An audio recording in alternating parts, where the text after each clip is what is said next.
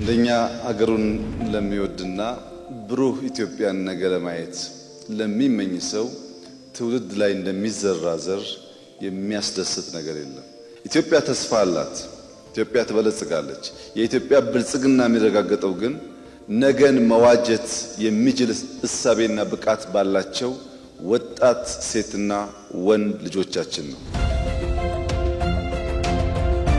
በሀገራችን የሳይበር ደህንነትን ለማረጋገጥ ምሰሶ ከሆኑ ጉዳዮች መካከል ዋነኛውና አበይት ጉዳዩ የሰለጠነ የሰው ኃይል ማልማት ነው።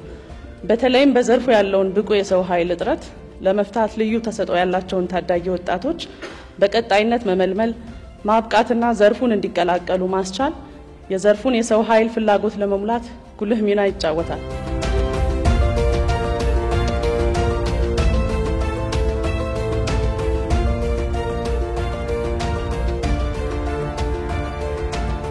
ኢትዮጵያ በልጆቿ ላይ እምነት አላት። ዛሬን እነርሱ ላይ ትሰራለች፣ ነገ እነርሱ ለእርሷ ይሰሩላታል። የነገውን የቴክኖሎጂ ዘመን ለመዋጀት ደግሞም በቴክኖሎጂ ዘመን ተከታይ ከመሆን ይልቅ ተወዳዳሪ እንድትሆን የሚያደርጓት ዛሬን ያስተማረቻቸው ለነገ የቀረጸቻቸው ትውልዶች ናቸው።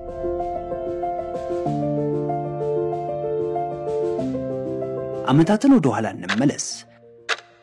የኢፌዴሪ ጠቅላይ ሚኒስትር ዶክተር አብይ አህመድ ከኢንፎርሜሽን መረብ ደህንነት አስተዳደር መመስረት ማግስት በኋላ የነገው ሳይበርና የቴክኖሎጂ ዓለም መደበኛ ከሆነ ትምህርት በሚገኝ ዕውቀት ብቻ የሚከወን እንዳልሆነና በዚህ ዙሪያ ተሰጥኦ ያላቸው ልጆች ለሀገራችን ተስፋ እንደሆኑ በመረዳት ጉዞውን አንድ ብለው አስጀመሩ።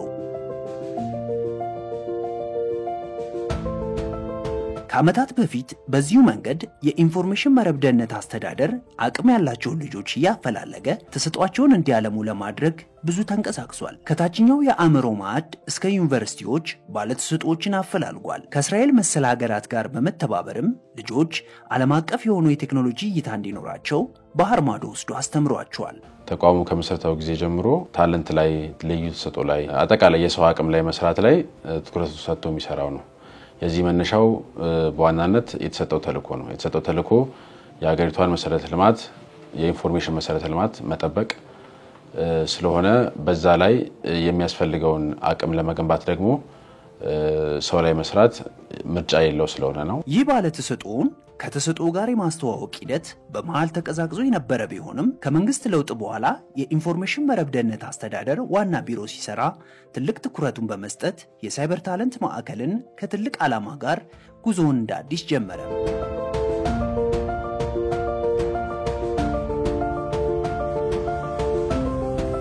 የዲጂታል ዘርፉን ማሳደግ፣ ዲጂታል ዘርፉ ላይ ወጣቶችን ማሰልጠን ነገ ከነገ የሚረከቧትን ሀገር ተወዳዳሪ ተፎካካሪ ወደ ኋላ የማትቀር ሀገርና በእኛ ትውልድ ጊዜ ሚስ ያደረግነው ወይ ደግሞ የሳትነውን ወደ ኋላ የመቅረት አባዜ በልጆቻችን እንዳይደገም ለማድረግ በመፈለግ ነው እነዚህ ስልጠናዎች እየተመቻቹ ያሉት። በጣት የሚቆጠሩ ባለተሰጥኦዎችን ስብዕናን አላብሶ ለኢትዮጵያና ለዓለም ያበቃው የኢንፎርሜሽን መረብ ደህንነት አስተዳደር ዛሬም ላይ በሺህ የሚቆጠሩ የልዕለ አእምሮ ባለቤቶችን እያበቃ ይገኛል። አሁን እንግዲህ አራተኛው ዓመታችን ወይም አራተኛ ዙር ነው የሰመር ካምፕ እንደ አዲስ ሪፎርም ካደረግነው በኋላ የመጀመሪያው ዙር ላይ ኦልሞስት በጣም በቁጥርም አነስተኛ ለመፈተንም እንትን የነበሩ ልጆች በጣም ውስን ነበሩ።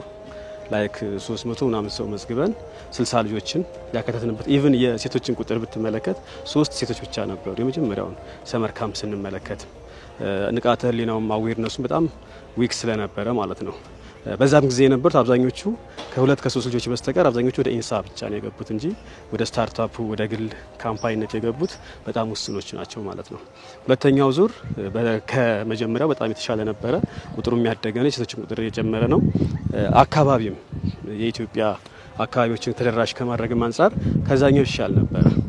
ግን ከአራቱ አወዳደር በተለይ ይሄኛው ሰመር ካምፕ ሙሉ ኢትዮጵያ ጋር የደረሰ በጣም በተለያዩ አቅሞች የመጡ ኢቭን አሁን የለየናቸው ፕሮጀክቶች አሉ። ኢትዮጵያ ውስጥ በደንብ ኢንቨስት ቢደረግባቸው አውትሻይን አድርገው ትልልቅ ካምፓኒ መሆን የሚችሉ በስታርታፕ ደረጃ መደራጀት የሚችሉ በጣም ብዙ ፕሮጀክቶችን ለይተናል በዚህኛው ዓመት ማለት ነው።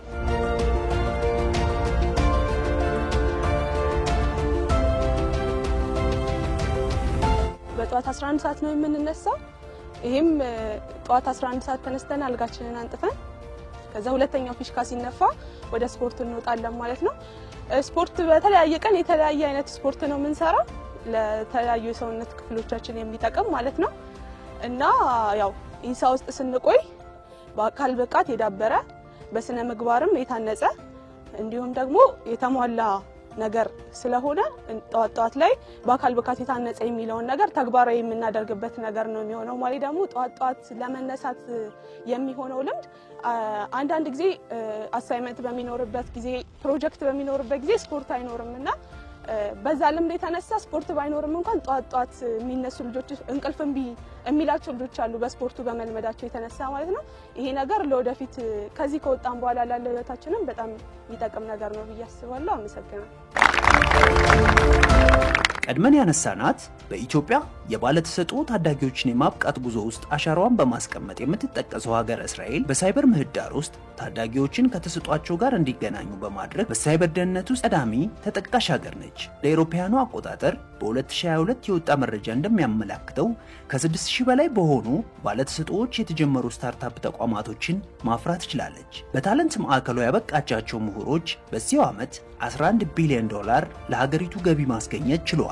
ሀገራችን ኢትዮጵያ ታዳጊ ባለተሰጥኦዎችን ስታበቃ አንድም ብሔራዊ ጥቅሟ ላይ ቆማ ሁለትም የታዳጊ ባለተሰጥኦዎችን የነገ መዳረሻቸውን አልማ ነው። ብሔራዊ ጥቅሟን ስናነሳ እንደ ዘርፉ ብዙ ጥለት የተገመደ የነገ ልዕቀቷን እናገኘዋለን። በነገዋ ኢትዮጵያ የዛሬ ባለተሰጥኦ ታዳጊዎች ለመገመት በሚያዳግተው የሳይበር ጦርነት ውስጥ የማይበገሩ ለሀገራቸው ሉዓላዊነት ዘብ ቆመው የሚፋለሙ ገጸ በረከቶቿ ይሆናሉ። ያኔ ቅጽበት በማይሰጠው የሳይበር ጦርነት ውስጥ ከቅጽበት ፈጥነው የሳይበር ሉዓላዊነቷን በማስከበር አሻራቸውን ያሰርፋሉ። ኢትዮጵያ የናሽናል ዲጂታል 2030 እንደ አዲስ ቀርጻ ወደ ትግበራ ለመግባት እየሄደ ነው። እዛ ውስጥ አንዱ ትልቁ ፒላር የሳይበር ደህንነት ጉዳይ ነውና ሳይበር ደህንነትን ለማረጋገጥ ደግሞ በራስ አቅም የገነባናቸው የሰው ኃይል ያስፈልጋል። የተገነባ የሰው ኃይል ያስፈልጋል በውስጥ ዜጋ ማለት ነው። በተወሶ ወታደር ሀገር እንደማይጠበቅ ሁሉ በተወሶ የሳይበር ሴኩሪቲ ፕሮፌሽናል ወይም ባለሙያ የሀገርን ቁልፍ መሰረተ ልማት መከላከል ማስጠበቅ አይቻልም። እዚህ በውስጥ በኢትዮጵያ ልጆች መከላከልን ለመስራት አስፈላጊ ነው ሲገኝም ጥቃት ለመፈጸም አጠቃላይ ኢትዮጵያን ዲጂታል ሉዓላዊነትን ለማረጋገጥ ኢትዮጵያን ላይ መስራት በተለይ ደግሞ ወጣቶች ላይ መስራት በጣም ትርፋማ ነው። የዘንድሮውን ለየት የሚያደርገው በባህር ዳር መጀመራችን ነው። ይሄ በዋናነት በመላው ኢትዮጵያ መሄድ እንድንችል ያደርገናል። ጅማሮ ነው ያደረግነው። በሚቀጥሉ ዓመታት በየዩኒቨርሲቲው በተለይ በመናረጋው የሰመር ካምፕ ፕሮግራም ሁሉም ዩኒቨርሲቲዎች የቲቪቲ ሴንተሮች ሃይ ስኩሎች ይሄን ፕሮግራም በእኛ የታለንት ፍልስፍና በእኛ የታለንት ልማት ሞዴል እስከሄዱ ድረስ በጋራ እየሰራን ብንተገብረው ከዚህ በላይ ቁጥር ማድረግ እንደምንችል የሚያሳይ ነው። ዓለም ላይ ትልልቅ ካምፓኒዎች መፈጠር ትልቅ ድርሻ ያላቸው ልዩ ተሰጥኦ ባለቤት የሆኑ ታዳጊዎች ናቸው። ኢትዮጵያ ልዩ ተሰጥኦ ባለቤት በሆኑ ታዳጊዎች ነገ ላይ የምትገነባው ትልቅ የሳይበር ኢኮሲስተም ስሩን እንዲሰድ ካደረገች ቆይታለች። በዚህ ውድድር በበዛበት የቴክኖሎጂ አብዮት ውስጥ ከፍተኛ ስራ ፈጣሪ፣ ዓለም አቀፍ ተወዳዳሪ፣ የተሻለ ህይወትን የሚመሩ ለተሻለ ማህበረሰብ ለውጥ የሚተጉ አሪያ የሆኑ ብሎም ለሌሎቹ መነሳሳት የሚፈጥሩ ሆኖ ይገኛሉ።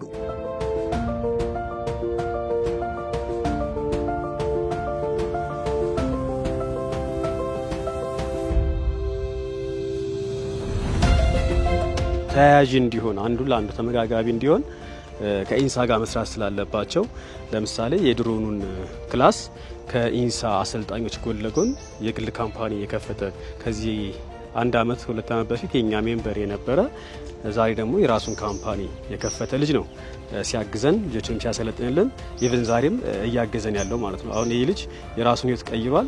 ተመልሶ ደግሞ ለጄኔሬሽኑ ሞዴልም ሆኖ ጄኔሬሽኑን እያሰለጠነ ነው። የኢትዮ ታለንት ማዕከል የፈጠራ አቅም እንዲነቃቃ ነገ ታላላቅ የሚሆኑ የሳይበር ምህዳር ኢንዱስትሪዎች እንዲፈጠሩ የውጭ ኢንቨስትመንት ፊቱን ወደ ኢትዮጵያ እንዲያዞር ብቃት በልጅነት እንዲገለጥ ኢትዮጵያ በዲጂታል ትራንስፎርሜሽን እንድትሻገርና የቴክኖሎጂ ሀገሩ ኢትዮጵያ እንድትሆን ከሚጠቀሱ አበይት ጥቅሞች ለአብነት የሚነሱ ማሳያዎቹ ናቸው። ዘመን ዓለምን ወደ አንድ ጎጆ ባመጣበት በዚህ ዲጂታል ምህዳር ውስጥ ልዩ ተሰጥኦ ባለቤት የሆኑ ታዳጊዎች የጎጆ ካስማ ናቸው።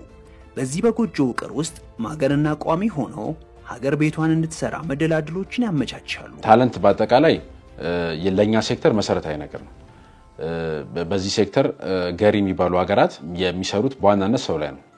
እንዳለ የዓለም ትላልቅ የቴክኖሎጂ ካምፓኒዎች የደረሱት በሰው ነው፣ በገንዘብ አይደለም። አብዛኞቹ ካምፓኒዎች ሲጀመሩ ገንዘብ የሌላቸው ሰዎች ግለሰቦች ናቸው። ሃይስኩል ድሮፕ አውት ናቸው፣ ከዩኒቨርሲቲ የወጡ ናቸው። ሴክተሩ ሲሜትሪካል አድቫንቴጅ የሚሰጥ ነው። ለማናችንም እኩል እድል የሚሰጥ ነው። አሜሪካ ውስጥ ለሚማር አንድ ወጣትና ኢትዮጵያ ውስጥ ላለ አንድ ወጣት እኩል እድል ነው ያለው። ልዩነታችን ምንድነው? ዴዲኬሽን ነው፣ ኮሚትመንት ነው፣ እድል ኦፖርቹኒቲ ነውና ይሄ እሱን እየሰጠ ነው። ፓርትነሮች፣ አጋሮች ይሄን ፕሮግራም እንዲደግፉት ጥሪ ማስተላለፍ ፈልጋለሁ። ዩኒቨርሲቲዎችም በተለይ የአዲስ አበባ ሳይንስና ቴክኖሎጂ ዩኒቨርሲቲ ምን ጊዜም ሶስቱንም አራቱንም ስናከናውን አብሮን ያለው በጣም አመስገን ፈልጋለሁ። ያለነሱ ይሄ ፕሮግራም በፍጹም ሊተገበር የሚችል አይደለም። በስተመጨረሻም ደማቅ ታሪክ ይጻፋል።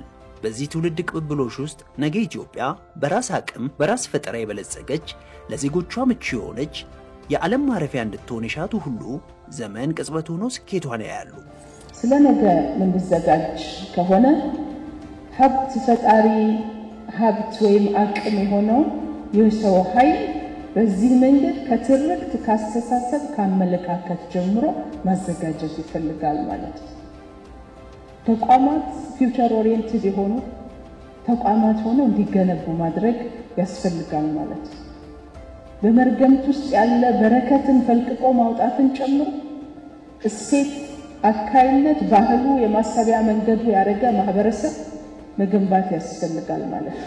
ይህ የባለራዕዮች መዳረሻ የባለተሰጦች የነገ ስኬት የዛሬ ጉዞ ነው። ጉዞ ትናንትን ተመርኩዞ ዛሬ ላይ ቀጥሏል። ነገ ለራሱ ያውቃል ሳይሆን ለነገ ዛሬን እናውቃለን። ነጋችንን ዛሬ ላይ እንሰራለን። የኢንፎርሜሽን መረብ ደህንነት አስተዳደር እይታ ነው።